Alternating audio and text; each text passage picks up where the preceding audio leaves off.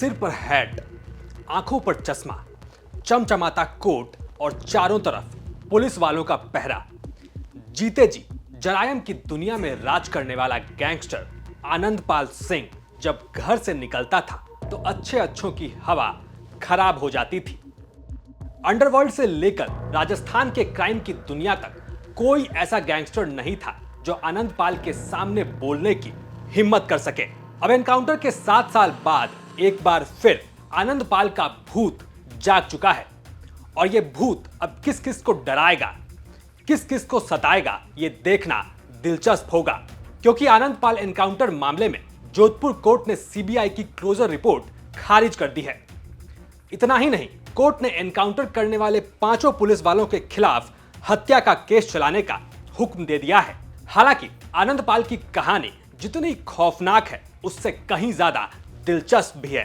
Gangster Anandpal Singh Nagaur जिले के लाडनू तहसील के गांव सांवराद में पैदा हुआ था। आपको जानकर हैरानी होगी कि आनंदपाल बचपन से ही पढ़ने में बहुत होशियार था।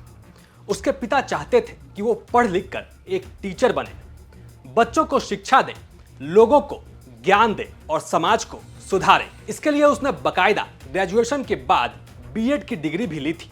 लेकिन उसके पिता को कहां पता था कि आनंदपाल के दिलो दिमाग में कोई और खौफनाक प्लान बन रहा है। बीएड करने के साथ ही आनंदपाल का मन राजनीति में लगने लगा। साल 2000 में उसने जिला पंचायत का चुनाव लड़ा और हैरतअंगेज तौर पर जीत भी गया। आनंदपाल को लगने लगा कि अब उसे बड़ा नेता बनने से कोई नहीं रोक सकता। लेकिन कहानी में एक ट्विस्ट आता है।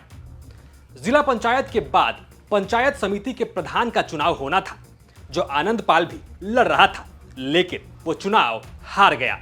बस यही बात आनंदपाल को पसंद नहीं आई और वो बदले की आग में जलने लगा। साल 2006 में उसने डीडवाना में जीवन राम गोदारा नाम के शख्स को गोलियों से भून डाला और इसी हत्याकांड ने उसे पूरे राजस्थान में न सिर्फ फेमस बल्कि मोस्ट वांटेड क्रिमिनल बना दिया। बस फिर क्या, शराब की तस्करी से लेकर लूट, डकैती, हत्या और गैंगवार और जितने अपराध आपने सुने भी नहीं होंगे वो सब आनंदपाल का पेशा बन गए। उसके गैंग में 100 से ज्यादा बदमाश शामिल थे जो उसके एक इशारे पर कुछ भी करने को तैयार रहते थे।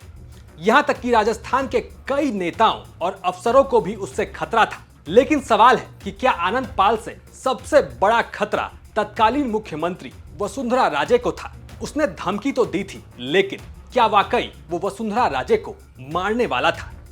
और क्या इसीलिए वसुंधरा राज में उसका एनकाउंटर कर दिया गया, वो भी उसके घर में घुसकर? ये राजस्थान का अब तक का सबसे बड़ा एनकाउंटर था। वो एनकाउंटर जिसके बारे में वसुंधरा कहती हैं उन्हें कुछ पता नहीं है। तत्कालीन गृह मंत्री और राजस्थान पुलिस के कप्तान गुलाब चंद कटारिया को जिसकी भनक तक नहीं थी, और राजस्थान के सबसे बड़े गैंगस्टर को दिन दहाड़े घर में घुसकर गोलियों से भून दिया जाता है। खैर, जोधपुर कोर्ट के फैसले के बाद लगता है अब इन सवालों का जवाब मिलने वाला है और पता चलने वाला है कि किसने और क्यों आनंदपाल को मारने के आदेश दिए। ये चूरू के मालासर गांव का वही फार्म हाउस है जो आनंदपाल का ठिकाना था। इसी घर में 24 जून 2017 को आनंदपाल आखिरी बार जिंदा देखा गया था। लेकिन जिन्हें लग रहा है ये महज एक घर है, उन्हें हम बता दें कि ये घर कम और किला ज्यादा था। सुनसान खेतों के बीच बने एक फार्म हाउस को उसने किले का रूप दे रखा था। यहाँ दुश्मनों से लोहा लेने के लिए बंकर बने हुए थे। साथ ही घर से बाहर की तरफ गोली चलाने के लिए दीवारों में छेद बनाए गए थे।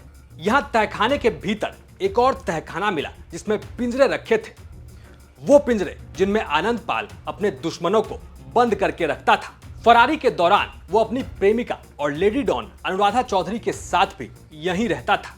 फिर साल आया 2017 का, जब भारी दबाव के बीच चूरू के सालासर में पुलिस ने आनंदपाल का एनकाउंटर कर दिया। एनकाउंटर के दौरान आनंदपाल और उसके 2 साथियों ने AK-47 से पुलिस पर करीब 100 राउंड फायर किए थे। जवाबी कार्रवाई में आनंदपाल को 6 गोलियां लगी और वो वहीं ढेर हो गया। और इस तरह राजस्थान के सबसे बड़े गैंगस्टर और उसके खौफ का खात्मा हुआ। मेरा नाम है अमित और आप देख रहे थे क्राइम सीन। राजस्थान की तमाम खबरों के लिए आप देखते रहिए राजस्थान तक।